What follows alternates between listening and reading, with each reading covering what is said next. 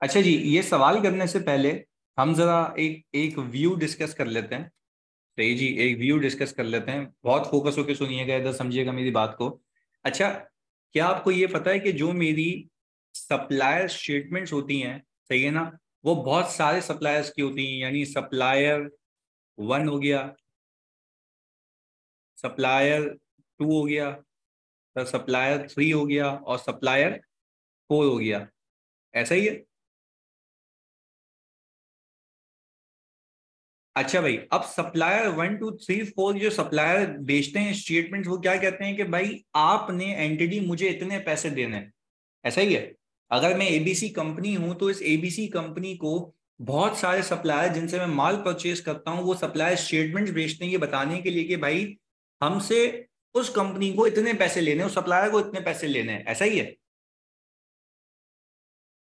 अच्छा भाई, अब अगर मैं आपको ये बात कहूं, अब अगर मैं आपको ये बात कहूं कि सर सप्लायर स्टेटमेंट्स का टोटल, इन सप्लायर स्टेटमेंट्स का अगर मैं टोटल करूं तो this should be in line with my payable ledger. ऐसा है, this should be in line with my payable ledger, ये मेरे पेएबल के लेजर से इन लाइन होना चाहिए। ऐसा है जानी। अच्छा भाई, अब सर अगर ये मेरे पेबल के लेजर से इनलाइन होना चाहिए और मैं ये कहूं कि भाई इस कंपनी की जो आदत है वो ये रही है कि ये लोग सप्लायर स्टेटमेंट्स को लेजर के बैलेंस से टैली नहीं करते। हाँ जी, सप्लायर के बैलेंस को लेजर के बैलेंस से टैली नहीं करते। तो क्या रिस्क है कि मेरे जो पेबल्स हैं वो ओवर और अंडर दोनों हो सकते हैं? हाँ जी।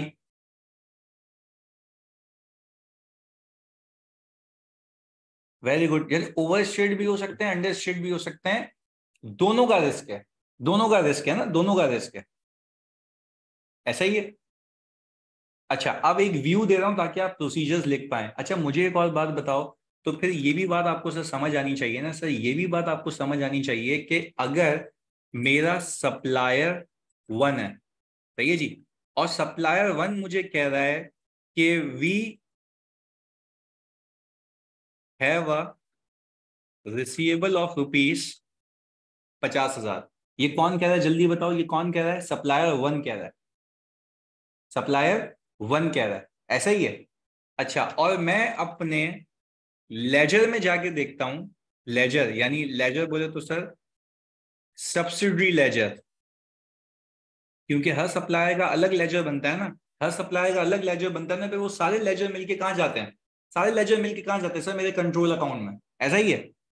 तो सब्सिडरी लेजर मेरा ये कह रहा है कि भाई हमारे पास 45,000 का पेबल आ रहा है। अच्छा sir, reason of difference could be goods in transit which have been sent from supplier to us। ऐसा ही है। तो वो कह रहा है कि भाई मुझे ज्यादा पैसे लेने हैं, हमने कम बुक किया हुआ है। अच्छा, और reason of difference could be cash in transit which have been sent by us. पहले बताओ, ये बात समझ आई? ये बात समझ आई? रीजन ऑफ डिफरेंस तो ये हो सकता है ना। अच्छा, अब मैंने आपका एक समा बना दिया है, सही, एक व्यू बना दिया है। अब देखते हैं कि इस सवाल के अंदर पार्टनर क्या कह रहा है, पार्टनर क्या कह रहा है। सही जी, सुनिएगा। अच्छा, वो बोल रहा है कि भाई Hawthorne enterprise company manufactures and distributes fashion clothing to retail stores. इसका ईयर एंड है 31 March. You are the audit manager, आपको ऑडिट मैनेजर का दर्जा दिया गया, माशाल्लाह। सही है। And the year end audit is due to come in shortly. The following 3 matters have been brought to your attention, जिसमें से पहला मैटर ये जो मैं रीड कर रहा हूं, सप्लायर स्टेटमेंट रिकंसिलिएशन। अब देखो, ये पूरे पेबल की बात नहीं कर रहा है, आपको स्पेसिफिक एरिया कह रहा है, टारगेटेड बताओ क्या काम करोगे in a specific situation, real life situation. आगे सुनिएगा। वो कह रहा है भाई Hawthorne receives monthly statement receive करता है Hawthorne from its main suppliers. अपने मेन सप्लायर से वो रिसीव करता है, सही है जी। And although these have been retained none have been reconciled to the payable ledger as at 31 March 2005। यह कह रहा है कि भाई मौजूद तो है मेरे पास, पर क्या उसने रिकंसाइल किया, जल्दी बताओ।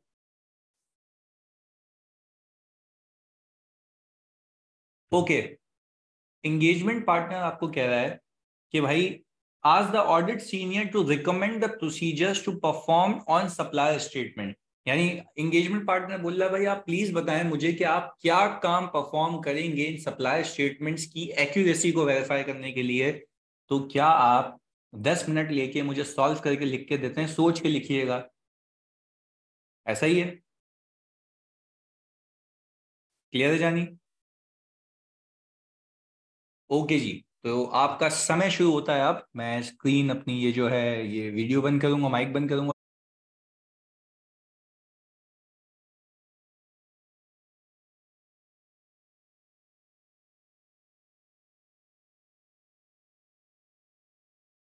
अच्छा जी, यहाँ पे आप लोगों ने लिखा है, मैं सबसे पहले फैज़ान का कॉपी कर लूँ। फैज़ान लिखते हैं। मैं अगर यहाँ आ जाऊँ तो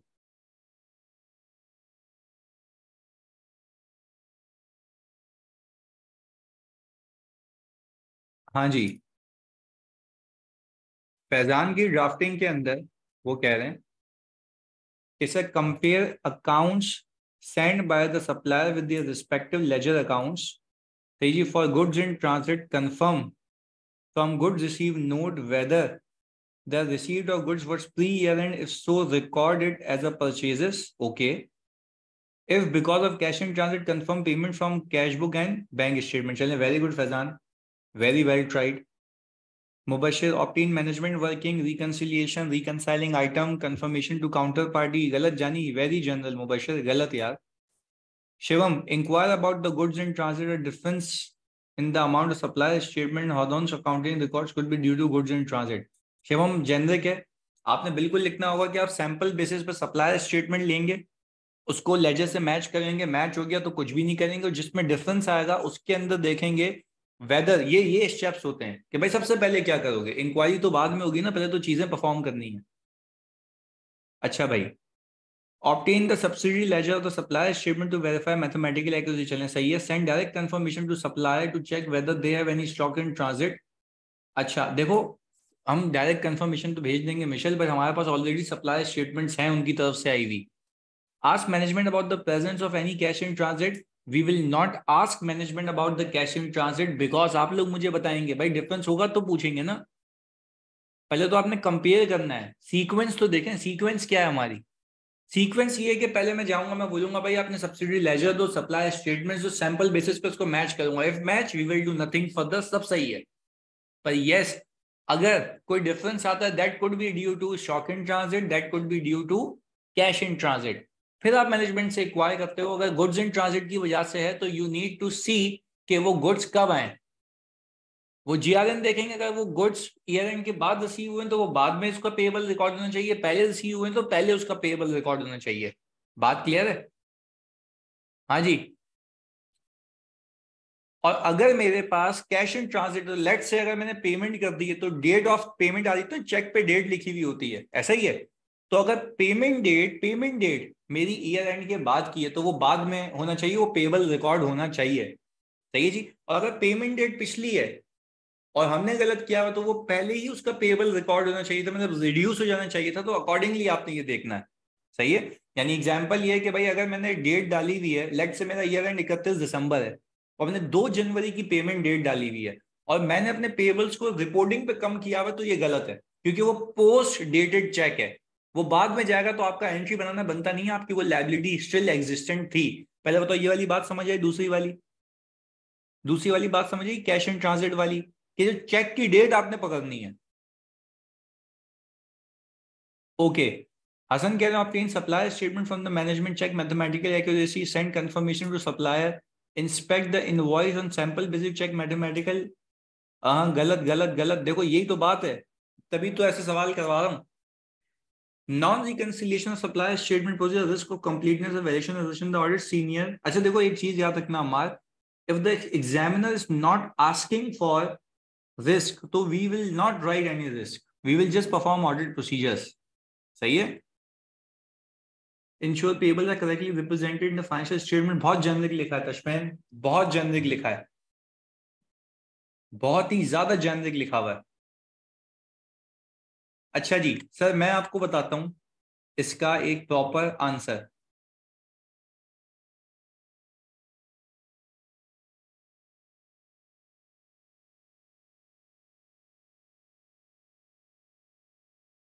यहां पे हम लिखते हैं भाई ऊपर,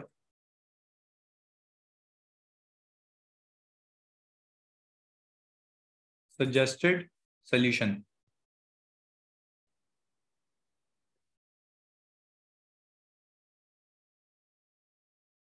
और दिल कहता है मेरा इसी में से ही कोई सवाल आएगा। अच्छा रीड कर लेते हैं जानी। Calculate the trade payable days and compare investigate any significant differences. सही है जी, वो बोल रहा है compare total trade payable list of accrual against the price and investigate. अच्छा भाई, trade payable due to cut off है। अच्छा ये तो दूसरा आ गया मेरे पास, एक मिनट, ये कल वाला ही आ गया, कॉपी हो गया, मेरे को दूसरा खोलना पड़ेगा अपनी फाइल।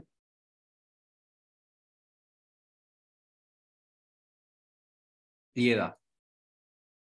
हम भी बोले ये क्या आ गया भाई, क्या दूसरा। अच्छा जी, ये रहा जी।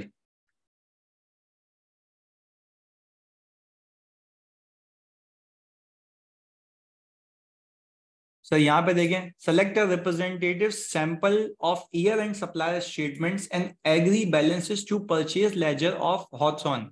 If balances agree then no further work is required. मैं आप सब बच्चों से ये पूछता हूँ, क्या ये प्रोसीजर पूरे पेबल को वेरीफाई करने के लिए या सिर्फ सप्लायर स्टेटमेंट्स के मसले को हल करने के लिए? जल्दी बताओ।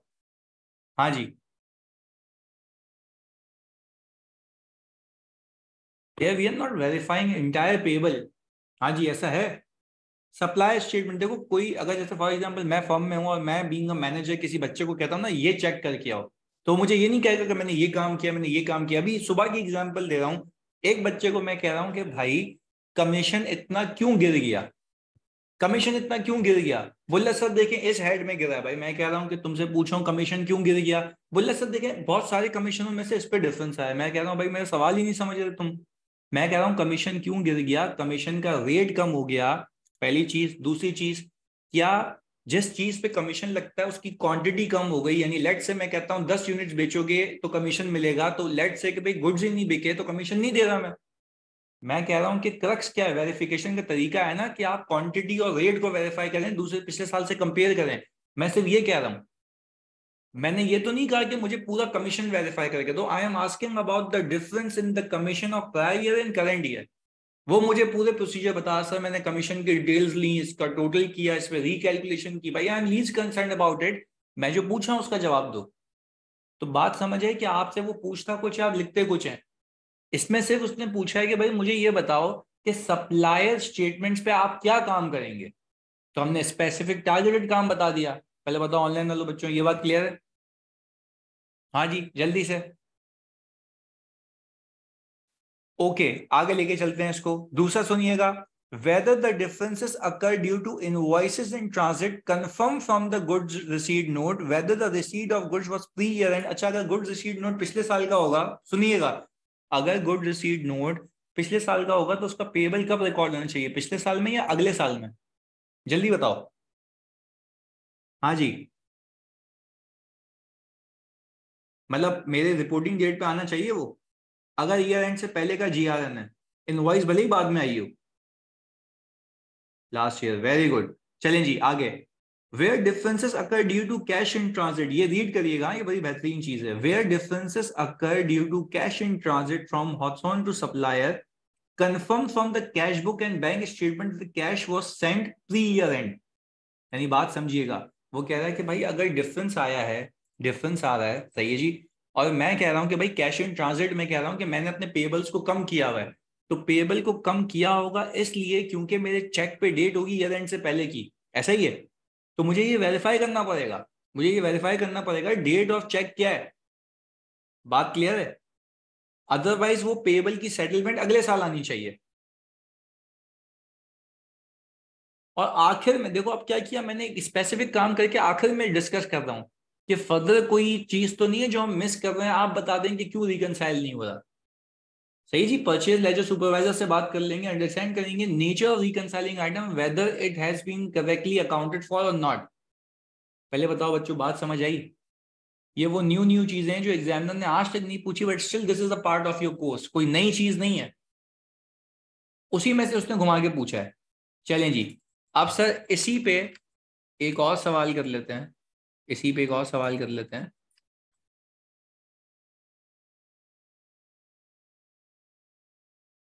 ये रहा जी,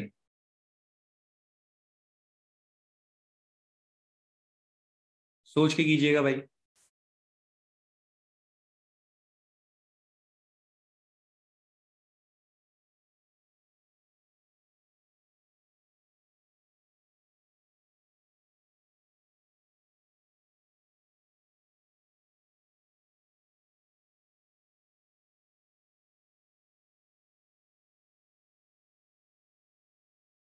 ये बताओ, क्या ये पूरे कैश एंड बैंक के प्रोसीजर मांग रहा है? हाँ जी, जल्दी बताओ, क्या वो बंदा पूरे कैश एंड बैंक के प्रोसीजर मांग रहा है? सवाल है। या वो स्पेसिफिक, या वो specific to the bank reconciliation मांग रहा है कि भाई अब ये इंश्योर कर लें कि बैंक रिकंसिलिएशन पे क्या काम करना चाहिए आपने?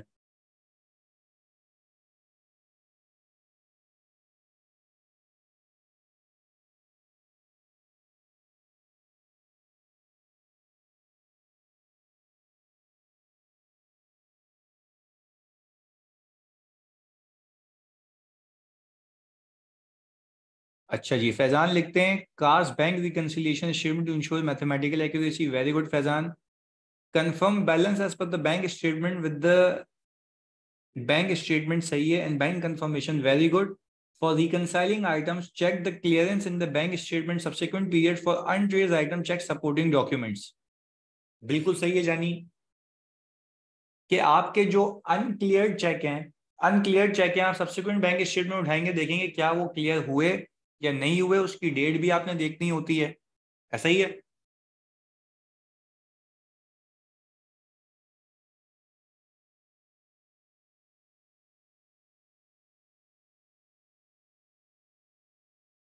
अच्छा जी, अमाल लिखते हैं the auditor shall compare total of bank balances appearing in the ledger with the bank statements and confirmation, check total of reconciling items whether uncleared or unpresented checks and ensure recon is made properly and it's matched with the ledger balance, very good यार, ये हमें mathematical accuracy of recon भी match करनी है। अच्छा जी, further auditor shall obtain subsequent bank statement and ensure that the and check inspect करेगा that unpresented check have been presented and uncleared checks have been cleared, तो ये हमें बात लाजमी लिखनी है। अच्छा भाई, ऑब्टेन करनी है invoices paid to the near end for both current year, ensure that the payments are appropriately recorded in respective year, confirm the amount of bank from bank statement, trace the reconciling item back to the respective ledger।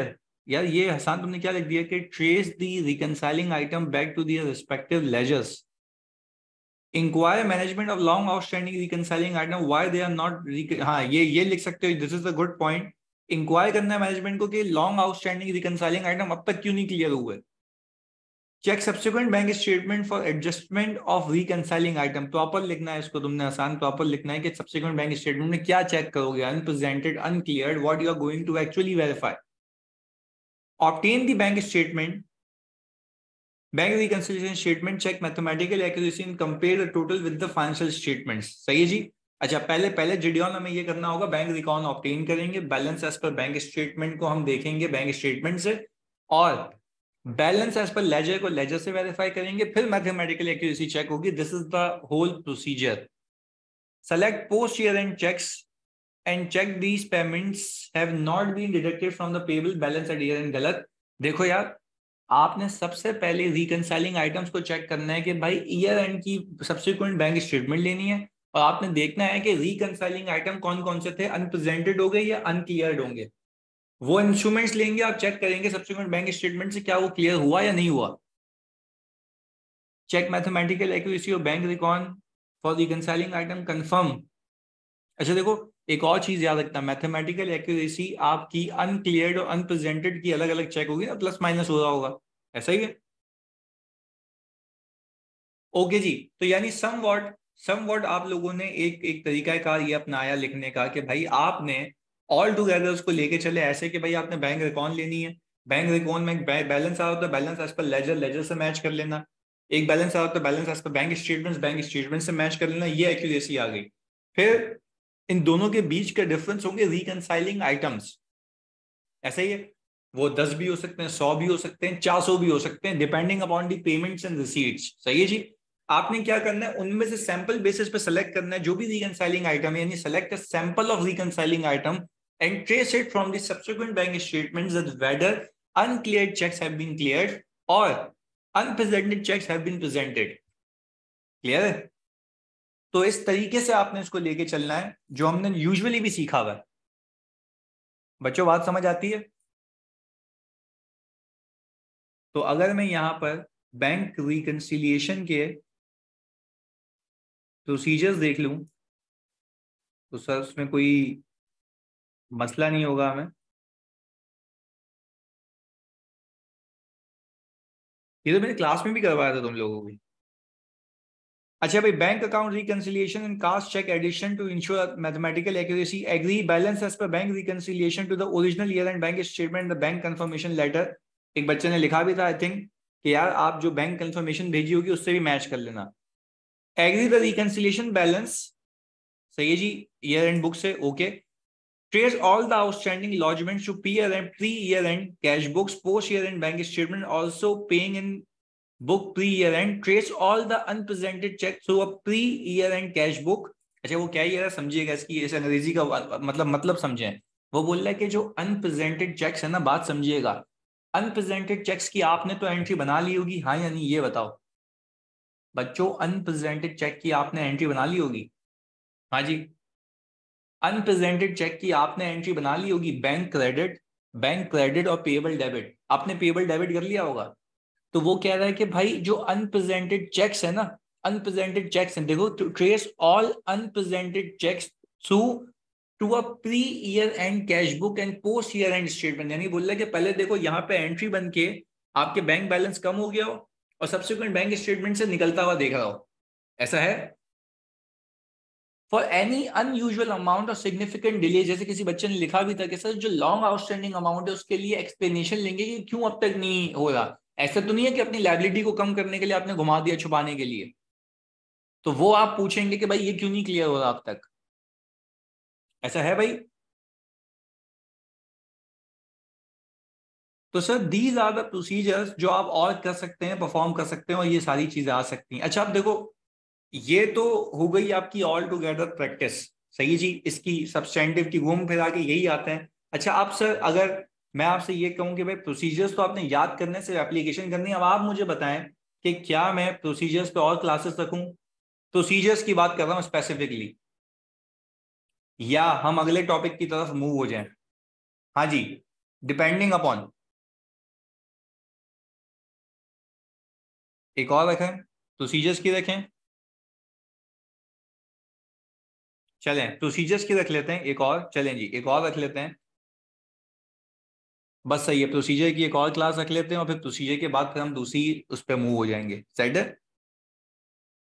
अच्छा देखो, फिर इसका मतलब ये नहीं है कि मैं जो प्रैक्टिस करवा रहा हूँ सिर्फ यही कर रहे हो, बाकी टॉपिक्स भी आपने रोज करने हैं, यानी रोज एक एक सवाल करना है हर किसी का। अगेन बता रहा हूँ, लिखोगे पास हो जाओगे, सही है। तो सर मिलते हैं अगली क्लास में एक और प्रोसीजर्स की प्रैक्टिस के साथ। सही जी, अपना ख्याल रखिएगा, अल्लाह हाफिज। 2018 ऑनवर्ड्स करेंगे आप लोग, सही है, चलें जी, अल्लाह हाफिज।